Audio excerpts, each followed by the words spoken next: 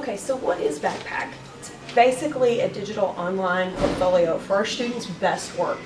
This is student-led, this is not teacher-led, but as the teacher, you can basically give them some amazing projects that they're going to be able to put into their backpack that they will then reflect and draft. This is exactly what it is. Guess what, guys? We're already doing it. We're just now putting it in a digital form. Okay, so in my backpack, as a prepared and resilient learner, I'm going to upload some projects in there that show that I'm prepared to graduate from high school, to show that I've learned the material that was taught to me.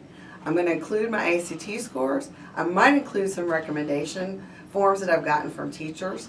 I might even have a job interview or a resume, those kind of things outlined as an experience so that I can show that I'm ready for the next level.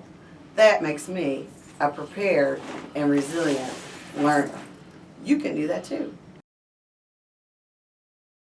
And culturally competent learner means less about speaking another language and more about being empathetic to other cultures or people around the world, not just here in our city.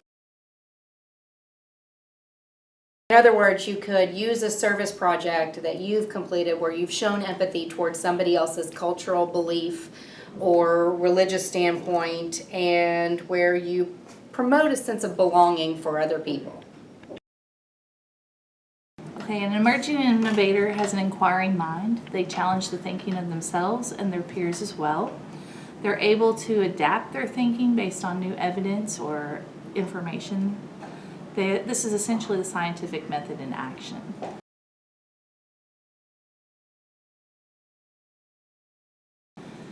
You already do this in your science classes with research projects or experiments.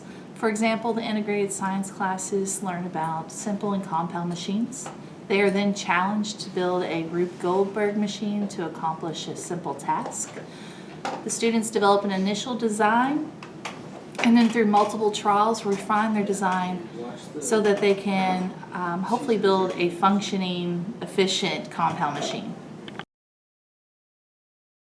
Effective communicators are people who can convey their ideas through their writing, verbally, visually, digitally.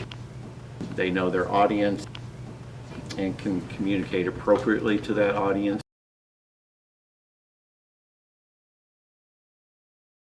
So in English, freshman year, I'm sure most of our students, you all know, that we do a speech for our freshmen at midterms. So they create an argumentative speech in some form or fashion. We do all the research, all the background, they write the speech, they develop it, they actually deliver it. Other ways we can use it, like in my intro to journalism class right now, we're working on beginning blogs and vlogs to kind of transition toward Mr. Stewart. So they're able to use these and learn how to communicate through vlogs and use that in a 21st century kind of world and actually be able to put that out there. So I think, again, an effective communicator is somebody who can really be able to get his or her point across and be able to bring everybody in, whether we agree or whether we don't.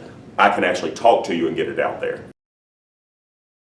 Collaborator works with diverse groups to accomplish a common goal as well as giving and receiving meaningful feedback.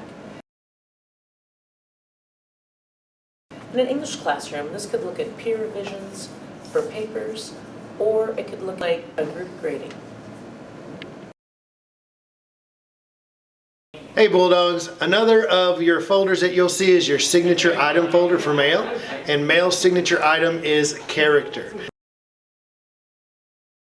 You can demonstrate the signature item in various ways. For example, you may show a video of some of the work you've completed at Mail, or a reflective piece about how Mail has shaped you and changed you for the better. Maybe focus on some of the slogans that we use in and around Mail. For instance, at the football games, they announce "For God, for Country, for Mail."